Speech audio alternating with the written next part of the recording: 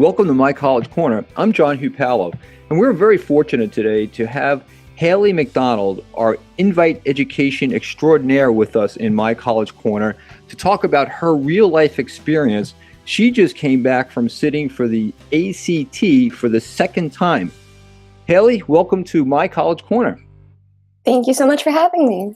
Hey, Hailee, did you know that you can take the ACT up to 12 times? Really? I did not know that. Yeah, well, you're probably better off not knowing that, frankly. Two would probably seem like it was plenty, but most students in high school take the ACT or the SAT more than once. Did your friends take the SAT or the ACT more than one time?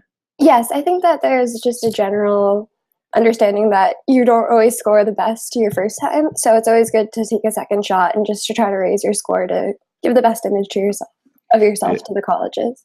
Yeah, I think that's really good. And in fact, when there's data that supports what you just said, about 57% of those who retake the ACT, they increase their composite score, and usually it's an average of 1 point. So it's not not like you're gonna go from a 21 to a 31, but you may get that extra point that could make a difference in whether or not you're accepted at a college.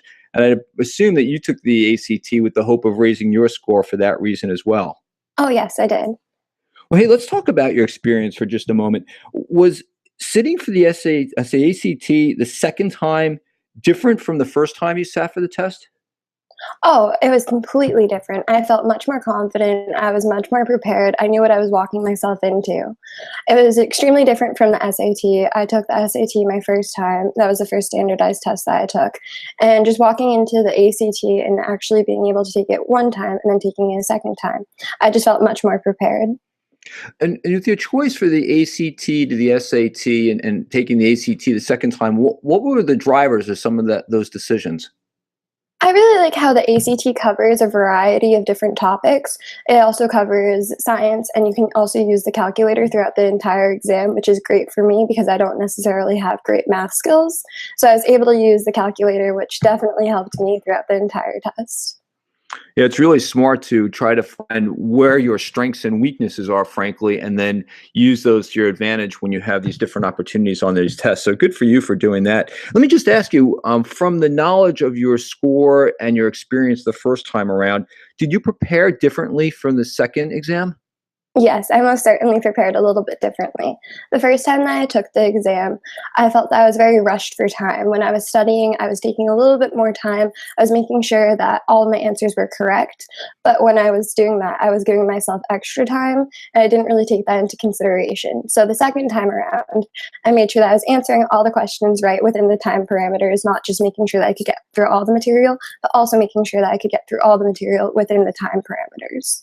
Yeah, that's really important. Actually, I heard not too long ago that some students were actually expelled or taken out of the test because they exceeded the time period, and they were actually just filling in the bubbles after it was pencils down. So you don't want to put yourself in that situation. Oh, no, you don't. Any answer that you can get down on paper is worth it.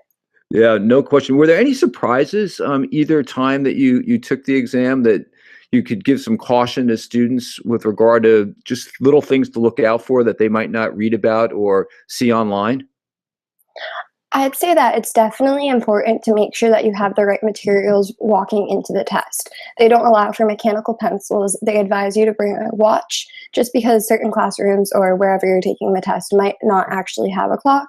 And that's something that I ran into the first time I was taking the test when I didn't know how much time I had left to answer the questions. I really made sure that the second time I took the test, that I had a watch so that way I could watch the time for myself and not rely on the school to provide a clock for me.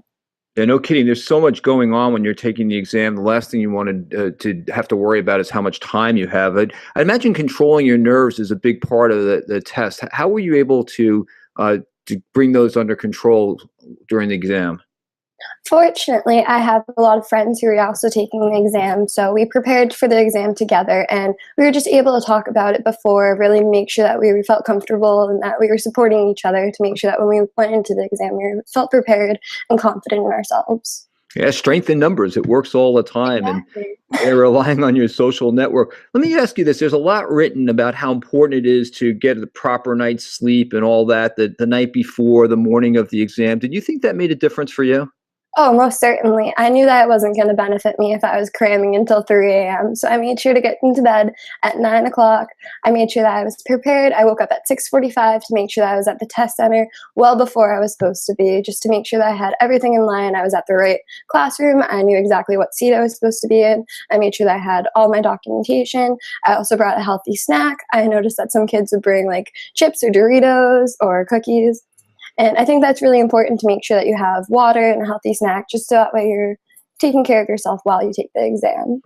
Yeah, the whole thing is, minimize the surprises and try to control what you can control. And you just did a great job of telling us about what you can control to try to have a better result. Haley, we could probably talk about this all day, but let me just ask on the way out, what is the one best piece of advice that you could give someone who's looking down the road and saying, okay, I need to take the ACT or the SAT? What's the best piece of advice for them? I definitely say to take the test early. Make sure that you take your PSAT, make sure that you take both the SAT and the ACT, because it really narrows down to whichever one's better for you. And if you can figure that out earlier, then that just gives you more time to focus on your strengths and weaknesses and give yourself the best score that you can. Well, Haley, that was some great advice and your own personal insight into helping other students with the ACT or the SAT. It cuts both ways for both exams. And I have to tell you, Haley, we just love having you on the Invite Education team. So thanks so much for being part of that. And thank you for taking your time to share your experience with us this morning. Thank you so much for having me. I'm more than happy to answer any more questions or be of any help. That's terrific. Well, follow us, please, at YouTube, My College Corner. And any questions, comments, or ideas that you have, please send us an email, podcast@inviteeducation.com. And until next time, remember, saving $1 today is better than borrowing one tomorrow.